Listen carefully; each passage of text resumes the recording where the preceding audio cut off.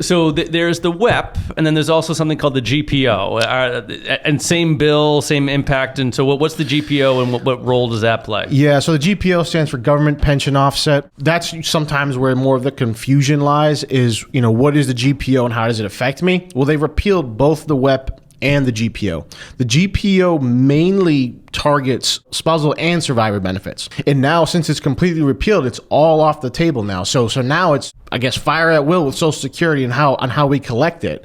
How we collecting is a different story, because we talk about the income streams and is it beneficial to collect earlier versus later? When there's retirement, do you still plan on working and things like that?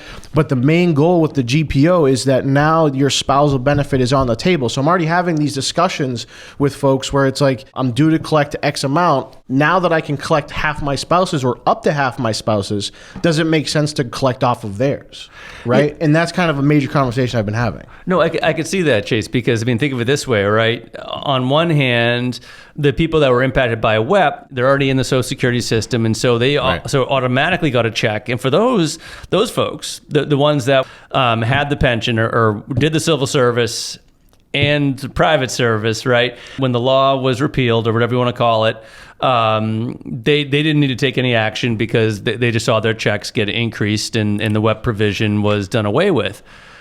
The GPO might be slightly different, though, because let's say you're a spouse and you never filed because you just said, you know what, why bother filing if I'm not going to get anything? So there might be some spouses out there that would need to take some action. Is that correct? Yeah, I would definitely.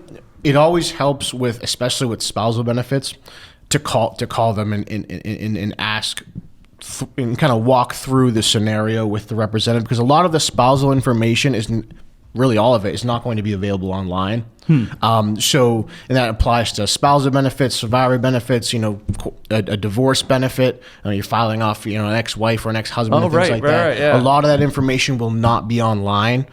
So the recommendation there would definitely be to call Social Security and just tell them the situation, and obviously talk to your advisors and say, okay, does it make sense to once we gather the information, say, okay, here are the numbers at the different ages. Do we wait to collect? Does it fit in my plan now? Do we want to wait and get a little bit of a higher benefit, because you won't get that full 50% until your full retirement age? Mm-hmm. So that's a bigger misconception out there, is if I'm 62, I can start immediately collecting half of my spouse's, which is not the case. It's a reduced amount until your full retirement age. Got it. Okay.